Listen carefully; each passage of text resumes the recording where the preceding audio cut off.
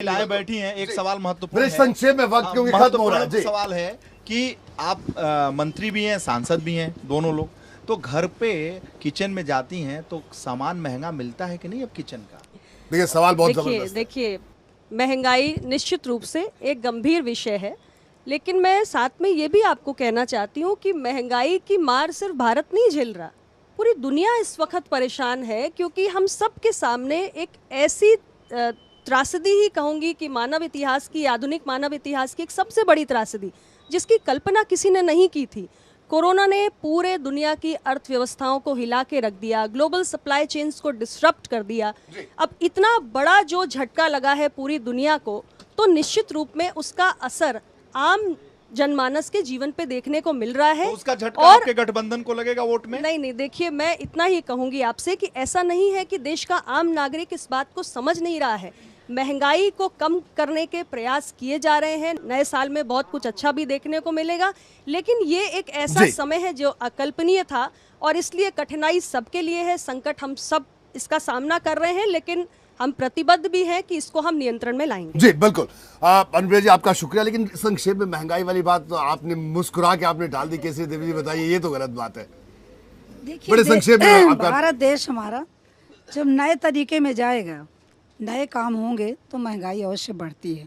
अब अभी माननीय मंत्री जी ने बताया कि पूरी दुनिया झेल रही है, ये बात सच है, लेकिन कोरोना जैसे महामारी में हमारी सरकार मुफ्त में टीका, मुफ्त में दवाई, मुफ्त में उनकी जांच, तो ये सब कहाँ से होगा?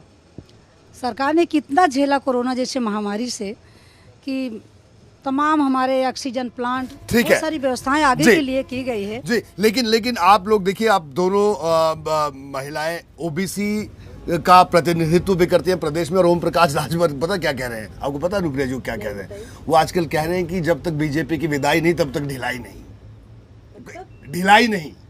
हाँ, इन्होंने कोरोना का जिक्र किया तो उनका कहना था कि नहीं, वो सब लोगों को कह रहे हैं कि जब तक विदाई नहीं हो जाती तब तक मैदान पे डटे रहना, और ओबीसी बीजेपी के साथ नहीं हो, बार-बार दावा कर रहे हैं। एक बात मैं जरूर कहना चाहती हूँ, उत्तर प्रदेश के अंदर पिछड़ा वर्ग की एक बहुत बड़ी आबादी है, 54% आबादी है, किसी से छिपा नहीं है, और इसलिए उत्तर प्रदेश का सियासी सफर तय करने वाली पार्टियां पिछड़ों की सियासी लामबंदी करने का प्रयास भी करती आई हैं।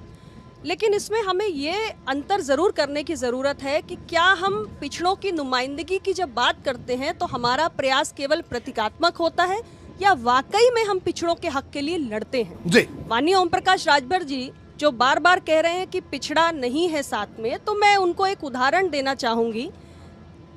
ऑल इंडिया कोटा जो नीट एग्जामिनेशन के तहत दिया जाता है, उसमें पिछड़ों का आरक्षण लागू नहीं था।